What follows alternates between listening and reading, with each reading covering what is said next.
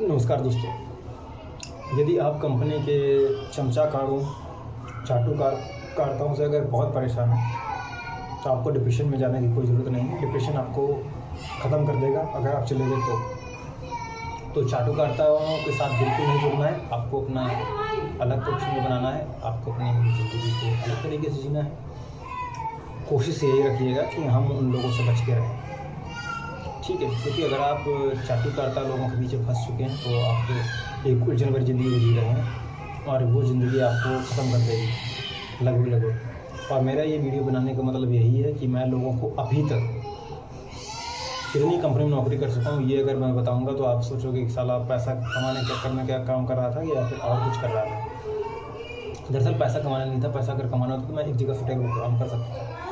एक जगह रुकना मतलब कि अपने आप को बढ़ावे तक ले जाना है।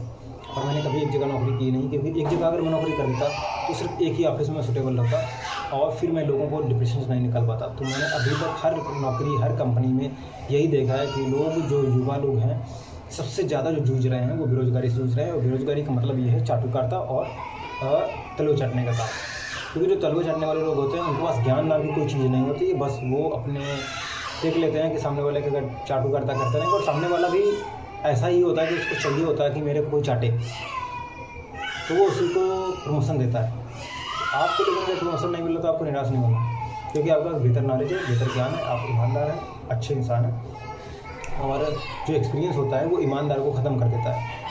क्योंकि आपने देखा होगा कि आप अपने मान लो बॉस से बात करोगे कि सर मेरे साथ में ऐसा हो रहा है, तो अगर बंदे को थोड़ा सा भी नॉलेज है, जो चाटुकारिता कर रहा है उसको थोड़ी सी नॉलेज होगी, आपसे ज़्यादा तो नहीं होगी, ये तो मैं क्लियर कह रहा हूँ। आपसे ज़्यादा नहीं, क्योंकि आपके पास मल्टीपल टैलेंटेड होगा, आप टैलेंटेड होगा मल्टीपल लेवल पे, आपके पास कई सारे क्षेत्रों में ज्ञान होगा, लेकिन उसके पास सिर्फ एक ही क्षेत्र का ज्ञान है जो कि चाटुकारिता करने का। तो वो छल करके आपको निकाल देते हैं, जिससे कि आप प्रताड़ित हो जाते हैं। फिर आपको लगता है कि भाई अब कौन है, फिर उसके बाद में आप अपने आप को खो देते हैं। अपने आप को खोइएगा मत। मैंने अभी तक 200 से ज़्यादा लोगों को डिप्रेशन से निकाला है और इसके लिए एक मुहिम चला रहा हूँ, the bright mind India foundation.